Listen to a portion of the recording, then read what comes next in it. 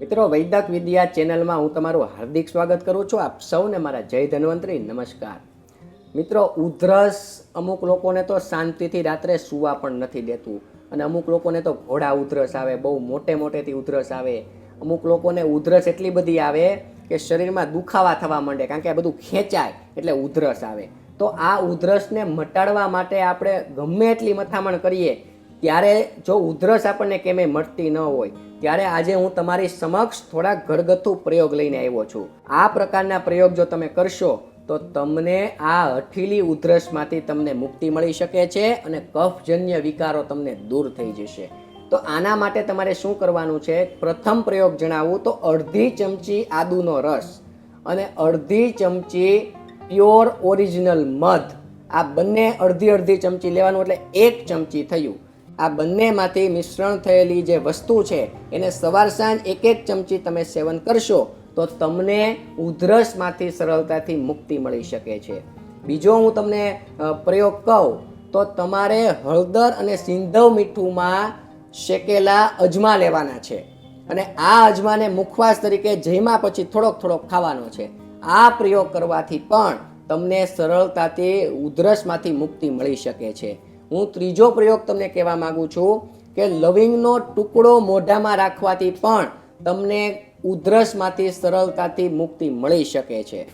ચોથો તમને મારે સરસ મજાનો પ્રયોગ કેવો છે કે ભોરીંગણી છે એના પંચાંગનો રસ તમે પીશો, સ્વરસ, તો પણ તમને સરળતાથી આ ઉધરસમાંથી મુક્તિ મળી શકે છે. ભોરીંગણીનો રસ મધ સાથે મિક્સ કરીને લેવાથી, એટલે અડધી ચમચી ભોરીંગણીનો રસ અને અડધી ચમચી મધ, આ બંનેને મિક્સ કરીને તમે લોકો લેશો ઉધરસમાં તો પણ તમને ઉધરસમાંથી મુક્તિ મળી શકે છે. હજુ એક પ્રયોગ હું તમને કહેવા માંગુ તો સિંધવ મીઠાનો નાનો એવો ટુકડો મોઢામાં રાખવાથી પણ તમને આ ઉધરસ આવતી બંધ થઈ જશે, અને રાત્રિના સમયે તમે આ પ્રયોગ કરી શકો છો, જેનાથી તમારી ઊંઘમાં વિક્ષેપ ન પડે. જો હજી એક મારે તમને ઘરગથ્થુ પ્રયોગ કેવો છે કે જે લોકોને ઉધરસ આવતી હોય એ લોકોએ સૂંઠ થોડીક ચપટી લેવાની અને 1 ગ્લાસ પાણી લેવાનું, એમાં 1 થી 2 ચપટી સૂંઠ નાખીને એને નવશેકું ગરમ કરવાનું. આ પાણી પીવાથી પણ તમારા શરીરમાં જે સુકાઈ ગયેલો કફ છે તે શરીરની બહાર નીકળી જશે અને તમને ઉધરસમાંથી મુક્તિ મળશે. ઉધરસ એટલે સુકાઈ ગયેલો કફ, એને શરીરની બહાર તમે કાઢીએ આપણે, એટલે આપણે ઉધરસ આવતી બંધ થઈ જશે. મિત્રો, જે લોકો દૂધ પીતા હોય હળદરવાળું દૂધ પીવે, જેનાથી તમારો કફ પણ નહીં વધે અને ઉધરસમાંથી તમને મુક્તિ મળી જશે.